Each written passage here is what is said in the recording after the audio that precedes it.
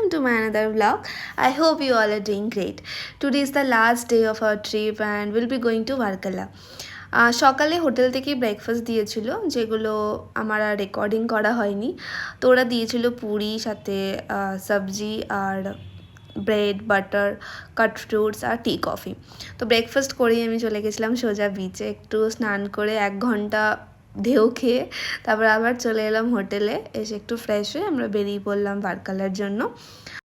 আর এই ভার্কালার রুটটা ছিল পুরো কোস্ট সাইড ধরে, তাই আমরাও আরবিয়ান সি এর হাত ছাড়িনি, ওর সাথে সাথেই চলতে চলতে আমরা সুন্দর ভিউজ এনজয় করতে করতে চললাম ভার্কালার দিকে। And then we spotted a location যেখানে আমরাও এক্সপেক্ট করিনি এত সুন্দর একটা ভিউজ আমরা দেখতে পাবো। তো চলো তোমরাও দেখো কোথায় যাচ্ছি আমরা। এটা জায়গাটার নাম ছিল পেরুমাথুরা বিচ, এটার একটা সাইডে ছিল ব্যাক ওয়াটার আর একটার দিকে ছিল সি। তো এখানে আমরা গাড়িটাকে পার্ক করেই দাঁড়িয়ে পড়লাম আর সাথে কিছু ফটোস ভিডিওস ক্লিক করে দেন আবার আমরা ভার্কালা চলে গেলাম। তো কেউ যদি ভার্কালাতে আসছো তো please don't miss it this spot.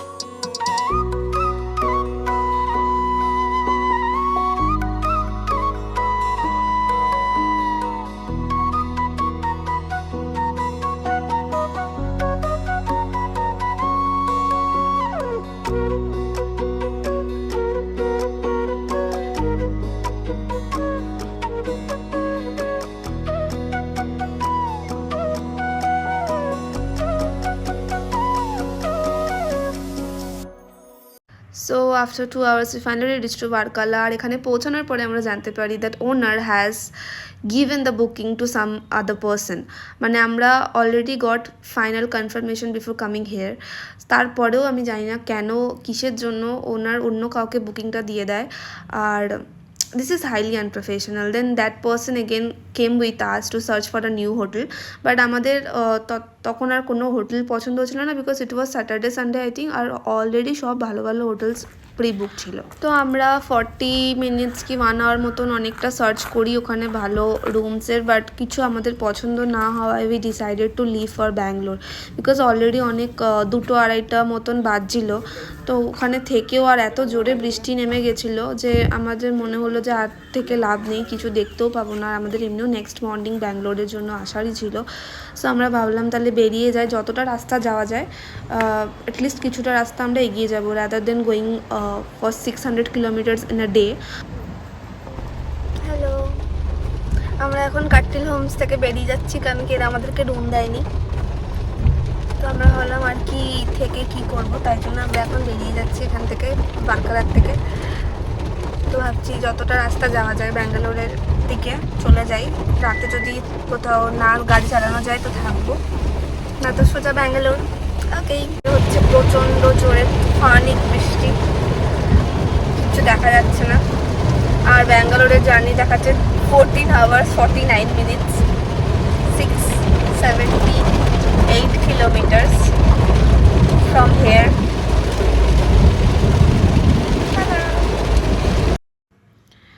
So আমরা ভাবলাম আর ভার্কালা অন্য কখনো আর একবার ট্রিপ করব। বাট হ্যাঁ, অন দ্য ওয়েতে একটা স্পট আছে যেটা হচ্ছে জটায়ু আর্থ সেন্টার। তো আমরা ভাবলাম ওইটা ভিজিট করে দেন will leave.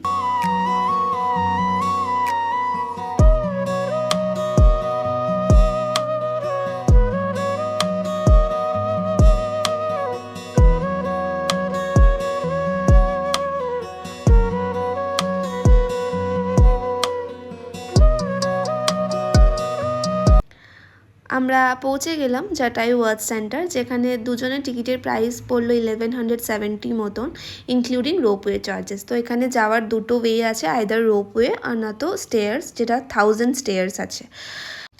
Again, there is no online transaction, only cash. I would highly recommend this place to visit on weekdays, not on weekend, not on holidays, because খুব বেশি ভিড় থাকে, ট্রাফিক বলছি, ভিড় থাকে।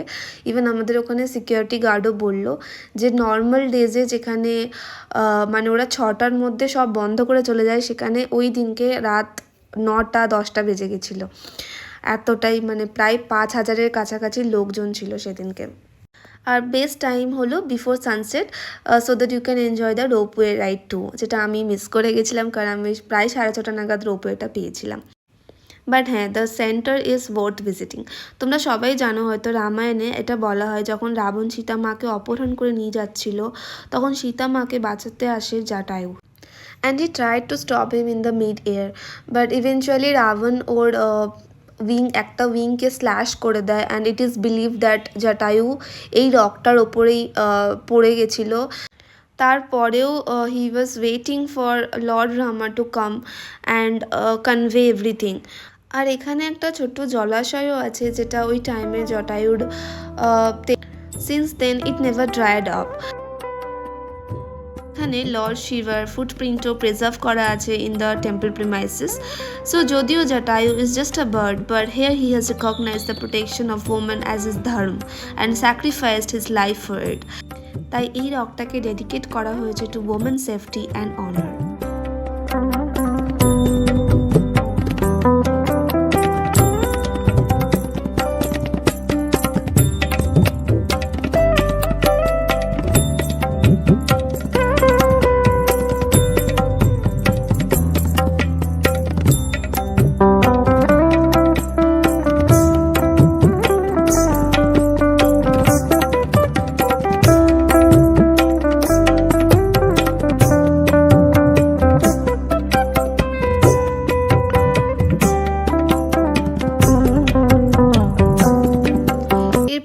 বেরিয়ে যাই মাদুরাইয়ের জন্য। আমরা এগেন একটা মাদুরাইতে হোটেল বুক করি, and then we leave for the Madurai, and which was showing us 4 hours. এখানে একটা কথা বলে রাখি, কেরালাতে রাতে ট্রাভেল করা is very dangerous if you are from a different state, if you have zero knowledge about the location of the area. এখানে কেরালার যে পুরো রাস্তাটা পুরোটাই হচ্ছে 2 ওয়েজ, আর এটার জন্য কি হয়, কোনো হাইওয়ে নেই, আর কোনো ওই জায়গাটা দিয়ে যেটা আমরা পের করেছিলাম ওটা অ্যারাউন্ড 150 কিলোমিটার্স মতন হবে, আর যেটা আমাদের 3 ঘন্টা মতন লাগলো মানে পের করতে। মানে এক জায়গাতে আমরা দাঁড়িয়ে জাস্ট একটু রোডটা দেখছিলাম যে কোন দিক থেকে গেলে আমরা খুব তাড়াতাড়ি হাইওয়েটাকে ধরতে পারবো। তো ওখানে দুটো ছেলে আমাদের সামনে বাইকটা দাঁড় করায়, and they had some big rod, they were asking us to come out from the car. আর ইমিডিয়েটলি আমাদের ইনস্টিংক্ট কাজ করলো যে দুরন্ত আমরা কারেরটাকে এত স্পিডে ভাগালাম, 100 স্পিডে, মানে আমরা then we didn't stop for 2-3 hours. So yeah, if you are travelling to Kerala, please visit everything on the daylight, not after sunset. It is really risky, and if you have somebody with you like a local person, then it's okay.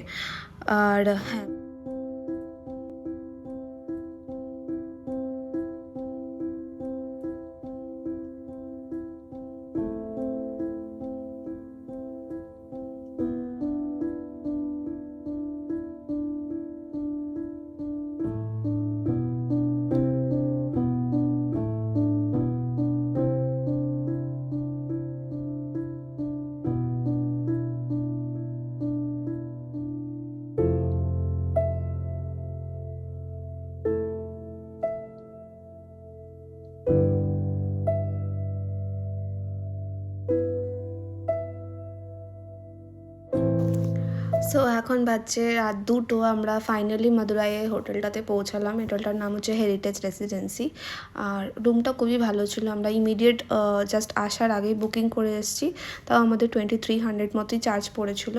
আর দেখতেই পাচ্ছ সব রকম amenities দেওয়া ছিল ঘরটাতে, and তো চলো আবার সকালবেলাতে দেখা হচ্ছে।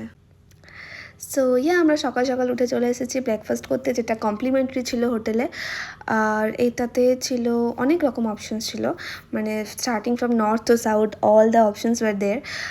আর খুব ভালো টেস্টি ফুড ছিল, অনেক হেলদি ব্রেকফাস্ট ছিল। আর অমলেট বা জুসেস তুমি যা চাইবে ওরা সেটা এনে দেবে। সো সকালবেলা ব্রেকফাস্ট করে তারপরে কিছুটা একটুখানি হোটেলটা এদিক ওদিক ঘুরে কোথায় কী আছে দেখে টেকে আমরা ওই দুপুর 12টা নাগাদ মাদুরাই থেকে বেরিয়ে পড়লাম ব্যাঙ্গালোরের জন্য। তো চলো ব্লগটা দেখতে থাকো তোমরা।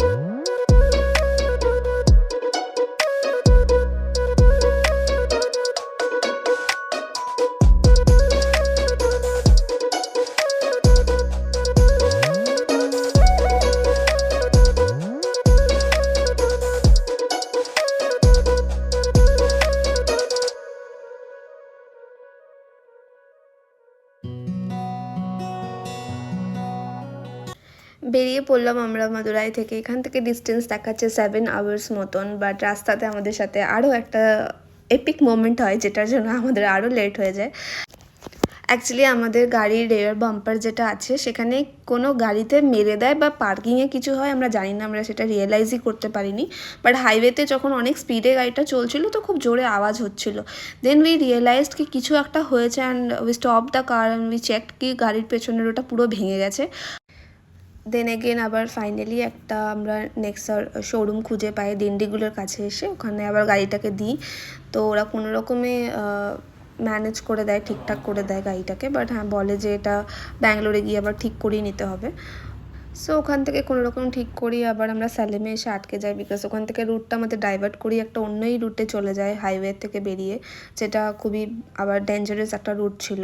এরকমই একটা অদ্ভুত রাস্তা, মানে যেটার গুগলও ঠিকঠাক লোকেশন দিতে পারে না, ওদের সিগন্যালও কাজ করে না। যে কোনো টাইমে দেখাচ্ছে আমরা মাঠের মধ্যে, যেটার না রাইট আছে না লেফট আছে, কোনো দিকে কোনো নেভিগেশন অফ হয়ে গেছে।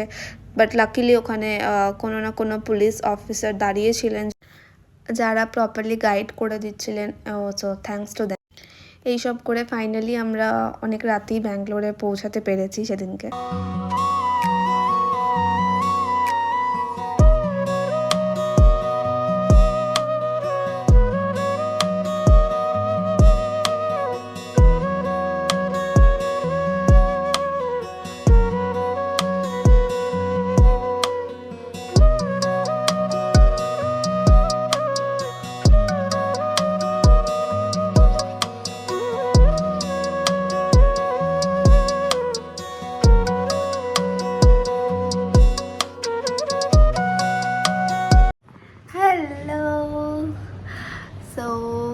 Finally we have rich two Bangalore after 4 days। আমাদের ট্রিপটা এখানেই শেষ হলো। আজকে এখন বাজছে 11টা, আমরা এখন পৌঁছালাম, সেই সকাল 12টার সময় বেরিয়েছি ওখান থেকে। আর দেখতেই পেলে তোমরা রাস্তাতে কত প্রবলেমের মধ্যে আসতে প্রায় 9 ঘন্টা মতন লেগেই গেল, 9-10 ঘন্টা। ওকে, তো চলো ট্রিপটা এখানেই এন্ড হলো। আবার পরে দেখা হচ্ছে অন্য কোনো ব্লগে। I hope you all have enjoyed my previous videos of Kanyakumari trip, and if you not watch them, please go and watch it. অনেক মেহনত করে বানিয়েছি আমি ভিডিওগুলো.